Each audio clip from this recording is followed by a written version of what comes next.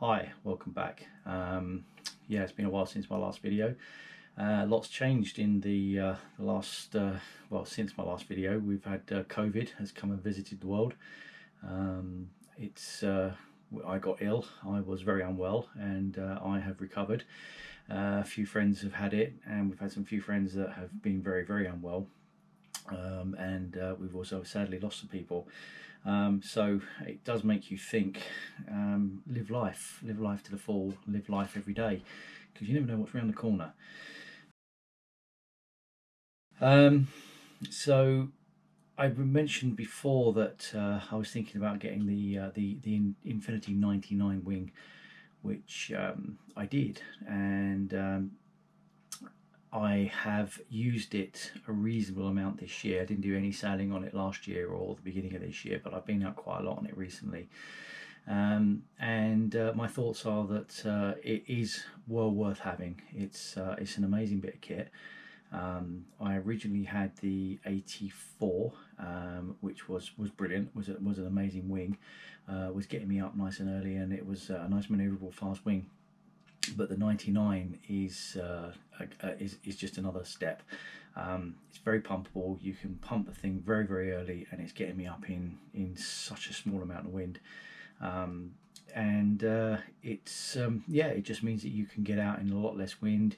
When you're going around jibes, you just keep going. So if you lose the wind as you're going around, it doesn't matter. You can actually just keep going around. So I've been just getting so much more foil time with the wing. So much now that the 84 just doesn't get used. So it's become my sort of main wing to use, and I drop straight down now to the 76. So it's a 99 76. Just to show you a quick comparison. So that was my 84, which is a bit of a beast of a wing, and this is the 99, which, as you can see, is even bigger. So a direct comparison.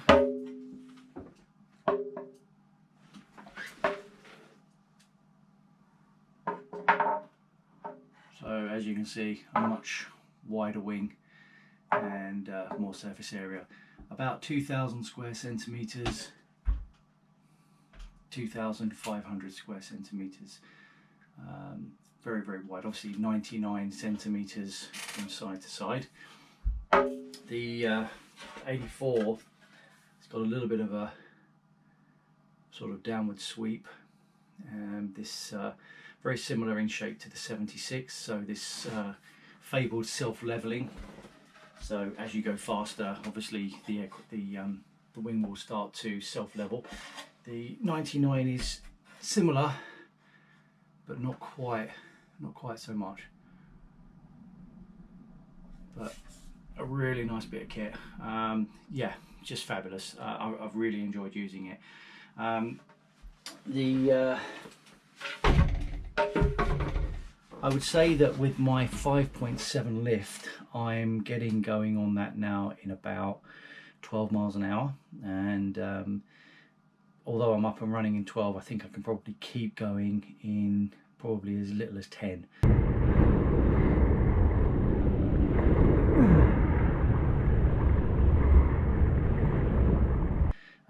Eights and nines is just not going to happen, but yeah, it's just extended my wind range. So also it's quite a nice wing for when you are quite overpowered. It does want to lift, but you can stand forward on it and just keep the thing down, and it just rides quite nicely. So I reckon I've ridden it in 18 to 20 miles an hour with a 5, and it was sporting, but it was doable.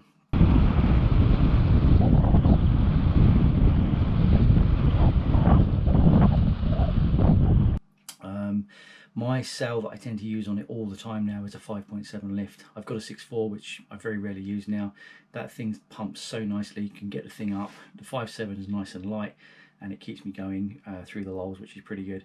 So my next thing is actually a complete change down to a 76 and then a smaller sail. My next smallest sail, believe it or not, is a 5.6, but it's a 5.6 wave sail. So it needs a bit more wind to get going, but it holds a lot more wind.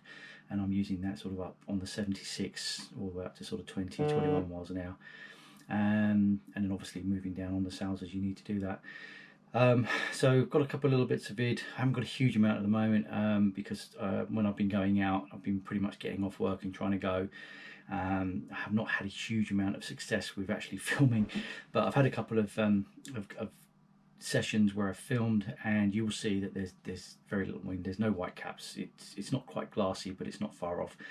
But what the board does do with that foil on the bottom is it does pump. You can really get the arse going in and out, and it brings up, and you get to about 6 or 7 miles an hour and it just locks, and you find that the tail doesn't then want to sort of go down anymore, and then you realize you are pretty much foiling, and all you got to do then is just lean your weight back and it will rise, and then it just goes and it picks up speed. Also, the nice thing is because it's usually not very windy, there's not a lot of chop, so I tend to use a 61 mast now, which also seems to give you a little bit more direct drive. I tried it on a 90 and it just feels the 61 just seems to give you that little bit of extra push to get you going. It might just be me, I'm not sure. So I'll show you that video and go from there. But that's basically all I've got to say about the 99 as a wind foiling foil. What I have been using it more recently is on the board as a wing foil. So yeah, so I'm using it for winging, and I'm using it with my hover, and I'm going to make another video of that to show you basically how I've been getting on with my wind foil board set up for winging using the 99.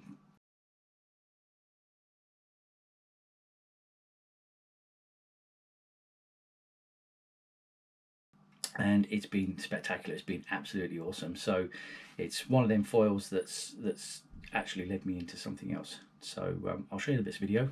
Obviously, as usual, I don't know how to do voiceover on it, but I'll put some little bits of stuff on there.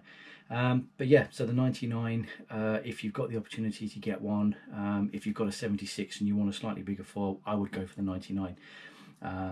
If you've got another kind of foil, if you've got the old blue wing, the original F-Wind, and you want something for light wind, go for the 99. It really is, it's a bit of an expensive foil, but you could almost do away with a sail with it as well, because it's that good for light wind. So yeah, so the 99 is a hit from me. So I'll see you on the next one.